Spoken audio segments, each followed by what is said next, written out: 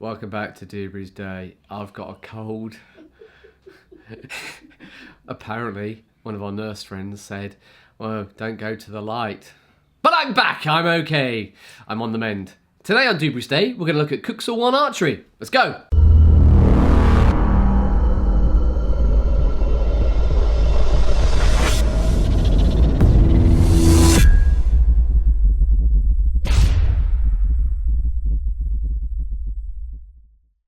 So, archery, this is the second Kuxall 1 video I've done. First one had lots of interesting comments. People saying Kuxall 1's good, Kuxall 1's bad. Look, it's a personal choice, okay? If you enjoy martial arts, if you want a full martial arts system, then Kuxall 1 may be for you. Today we're going to look at the archery side of it. So as you get to the brown black belt or Danbanim and onto black belt, you get a chance to try some of the additional weapons inside of Kuxall 1. Archery is one of those particular weapons. So the first stage in attending an archery class is to talk through the bow, string the bow, and talk about how you actually fire the bow and arrow. So let's show you how to do that.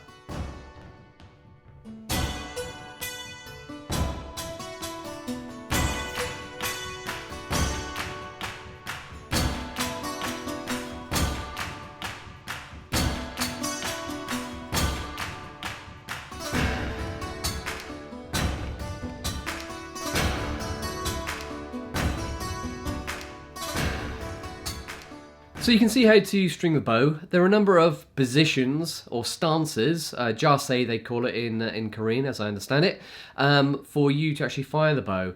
There's the basic standing stance, which I will show you now. To the front. We step out, roughly shoulder width. Step back, the same. Then turn the feet roughly 15 degrees.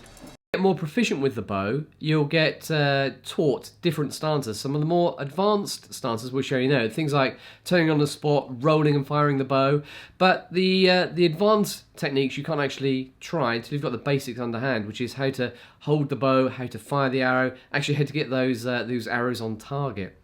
As you can see from the video in a moment, some of our more advanced students and our advanced black belts, they now got the technique of actually hitting the target down to a T, and then they're getting onto these more advanced styles.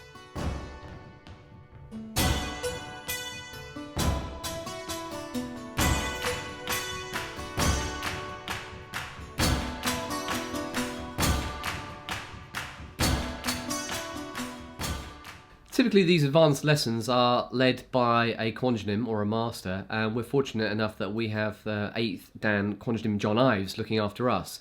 As you can see from this next little mini video, he demonstrates how to actually undertake the stance and what you would do with the bow, and then you copy him and demonstrate that to him, and then you can fire the bow with the arrows.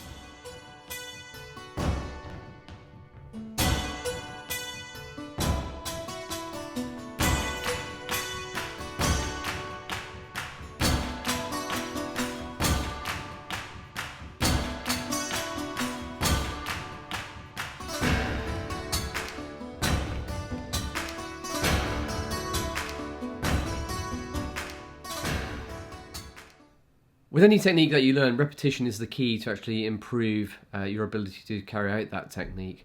As you can see, the students that we're looking at here on this video, they've been doing it for a number of weeks now and are getting very proficient with hitting that target every single time. So they're moving on to the more advanced forms and advanced jase of the archery.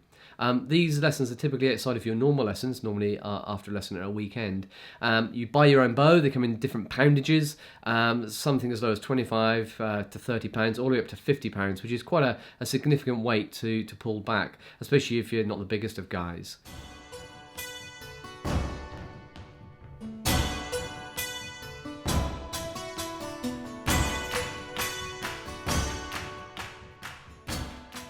To add a bit more fun to the archery, you then get split up into two teams and you have a bit of a competition. It might be like darts. When I was a kid, you used to go around the dartboard trying to hit the numbers 1, 2, 3, etc. in that order, and the first person to get to 20 would win.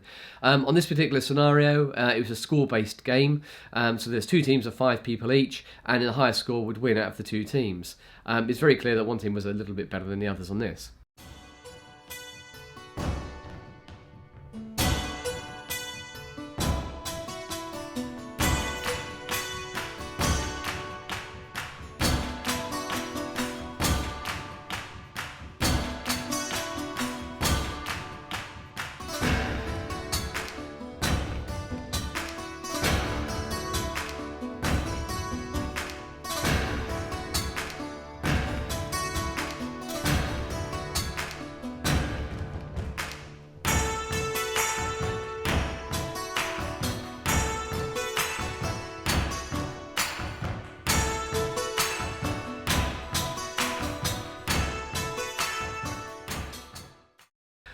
So that's the end of the overview of archery in Kuxel 1. I hope you've enjoyed it. So we talked about the bows, how to string them, some of the stances, how a typical archery lesson might work, how some of the games or the competitions might work also inside one of those lessons.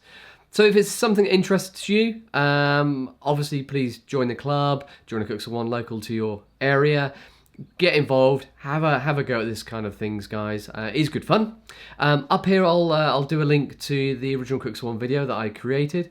Just remember to subscribe to all those sort of good things. Again, we're nearly at 200 subscribers, which is a fantastic number. So thank you very much for that. Subscribe, comment, all those good things down there, and I look forward to seeing you next time on Dubras Day. Thanks, guys. Bye for now. See ya.